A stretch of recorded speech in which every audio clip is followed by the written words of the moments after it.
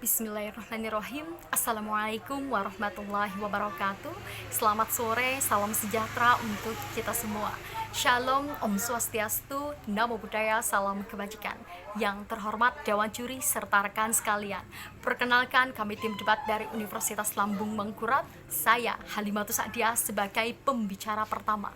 Di sini kami selaku tim kontra menyatakan jika kami sangat tidak setuju berkenaan tentang Dewan ini percaya BPOM harus memberikan izin edar obat COVID-19. Nah, sebelumnya perkenankan saya selaku pembicara pertama untuk bisa menjelaskan yang dimaksud dengan BPOM di sini apa dan tugasnya seperti apa sehingga tidak selayaknya BPOM mengeluarkan izin edar obat COVID-19.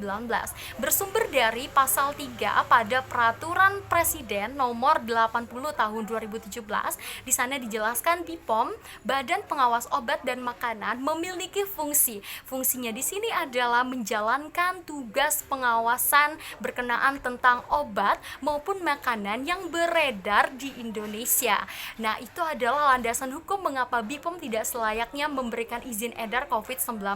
Setelah itu, dengan ada landasan hukum tersebut, kita juga harus tahu mengapa hadir landasan hukum tersebut.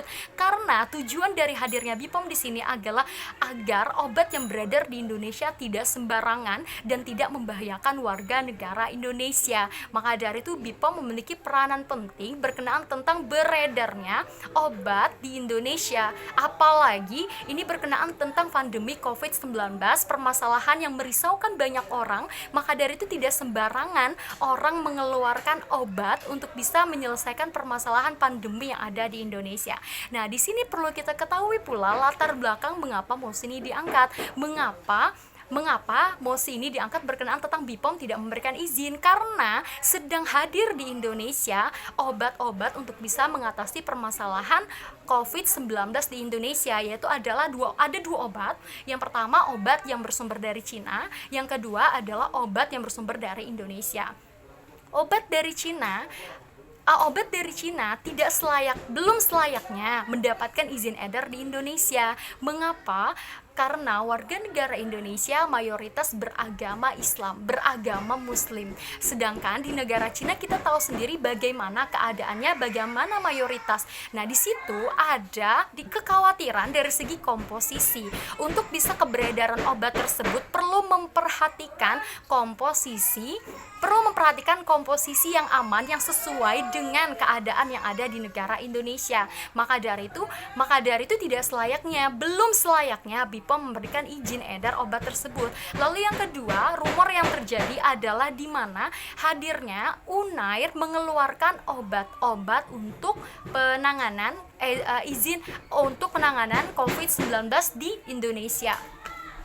Di Indonesia. Nah, di sini mengapa jadi BPOM belum memberikan izin berkenaan obat untuk menangani COVID-19 yang dikeluarkan oleh Unair? Karena uji klinisnya belum selesai. Dikhawatirkan sekali saat kita khawatir dengan permasalahan yang terjadi di Indonesia lalu tercetus obat-obat untuk bisa mengatasi permasalahan, tetapi uji klinisnya belum selesai, bukan malah menyelesaikan permasalahan yang ada, tetapi malah berimplikasi pada permasalahan yang baru. Maka dari itu BPOM tidak sembarangan memberikan izin untuk bisa memberikan izin edar obat COVID-19. Nah, belum lagi yang beredar bersumber dari YouTube Manji. Di sana ada seorang bapak bernama Hadi Pranoto. Beliau seorang profesor pakar mikrobiologi dan beliau mengatakan menemukan obat antibody herbal untuk bisa menanggulangi COVID-19, tetapi dibantah oleh Kepala Badan Penelitian dan Pengembangan Kementerian Kesehatan Litbangkes. Beliau menyatakan jika obat tersebut belum legal beredar di Indonesia, belum mendapat izin karena dari segi prosedur produksi, prosedur komposisi itu belum selesai uji klinisnya. Maka dari itu belum selayaknya dari BPOM memberikan izin edar. Nah, maka dari itu dengan segala permasalahan yang ada, permasalahan kelulusan dari MUI dan permasalahan kelulusan uji klinis yang layak beredar di Indonesia belum muncul, maka dari itulah di sini kami selaku tim kontra menyatakan jika kami tetap tidak setuju berkenaan tentang Dewan ini percaya BPOM harus memberikan izin edar COVID-19 karena untuk bisa mendapatkan izin tersebut perlu ada telaah bagaimana kelayakan izin edar obat tersebut, karena dikhawatirkan bukan malah menyelesaikan permasalahan yang ada, malah membawa pada masalah yang baru. Cukup sekian, terima kasih. Assalamualaikum warahmatullahi wabarakatuh.